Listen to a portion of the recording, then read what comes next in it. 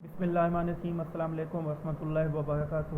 پاکستان کی خارجہ پالیسی دوسرے ملکوں کے ساتھ جیسے پاکستان کے ایران، بھارت، چین، افغانستان، امریکہ یا سعودی کے ساتھ جو تعلق ہیں ان کو ڈسکس کرنا تھا۔ یہ الگ الگ ٹاپک ہیں، پاکستان اور ایران کے ساتھ خارجہ پالیسی یا پاکستان اور بھارت کے ساتھ چین اور افغانستان، پاکستان اور چین، پاکستان اور افغانستان، پاکستان امریکہ اور پاکستان اور سعودی عربیہ۔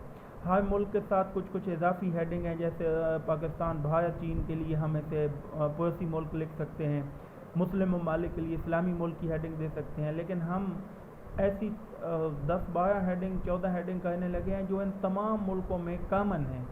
تو جو بھی سوال آ جائے، پاکستان اور ایران آ جائے، پاکستان اور بھارت آ جائے، پاکستان اور چین، افغانستان یا امریکہ، جس کے ساتھ خارجہ پالیسی کا یہ سوال آ جائے تو پورے چیپٹر آپ کے 5-6 منٹ لیکچر میں سمجھانے کی کوشش کروں گا۔ 40 منٹ کے لیکچر میں ویسے سمجھایا جاتا ہے۔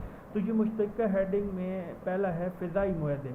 جس ملک کے ساتھ بھی خارجہ پالیسی کا سوال آ جائے تو پاکستان اور ایران کے درمیان فضائی معاہدے ہوئے ہیں، PIA کے بھی، اور باقی جو سرحدی ہیں، چاہے وہ جنگی طیارے ہیں یا جو بھی ہیں، وہ فضائی معاہدے اس کے ساتھ بھی کیے گئے۔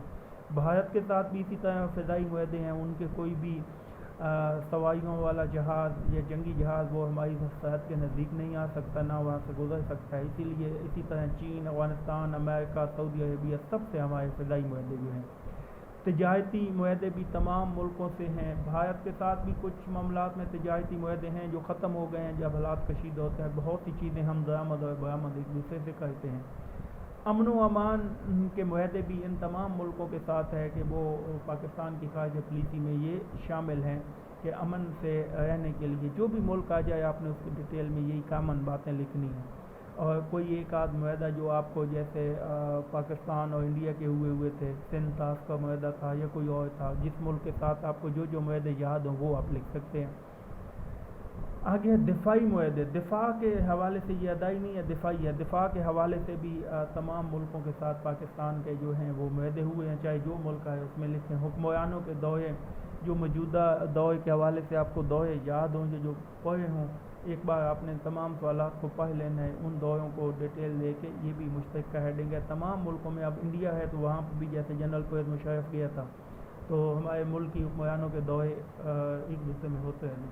عالمی مسائل کے جو ہے وہ تمام ملکوں کے ساتھ جو ہیں وہ عالمی مسائل پہ جس ملک کے ساتھ بھی جو بھی مسئلہ بنتا ہے، انہونیاں ہوتی ہیں، ناگہانی آفات میں، یہ آگے امداد لکھا ہوا ہے، اگلا پوائنٹ ہے، تو اس میں عالمی مسائل میں بھی ان سب کے ساتھ ہیں ہمارے تعلقات۔ سفارتی تعلقات تمام ملکوں کے ساتھ ہیں، وہاں ہمارے سفارت خانے ہیں، ان کے یہاں پہ سفارت خانے ہیں۔ معاشی طور پہ بھی امداد کچھ ملکوں سے ہم لیتے ہیں اور کسی کو میرے خیال میں دیتے بھی ہیں۔ امریکہ سے زیادہ لی ہے، سعودیہ سے ابھی بھی جیسے لیے ہیں۔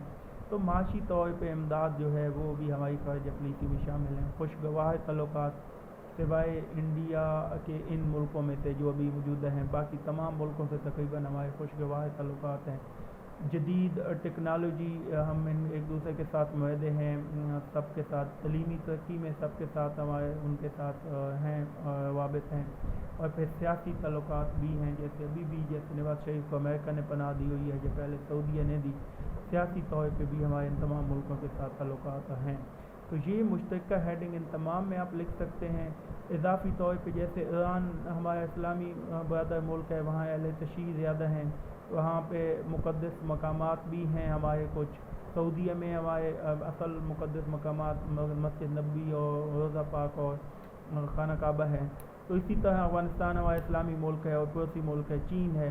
بھارت ہمارا دشمن ملک ہے، اس میں مسئلہ کشمیر کو ڈسکس کریں، سندھ طاس معاہدے کو ڈسکس کریں، 65 اور 73 کی جنگ کو ڈسکس کریں۔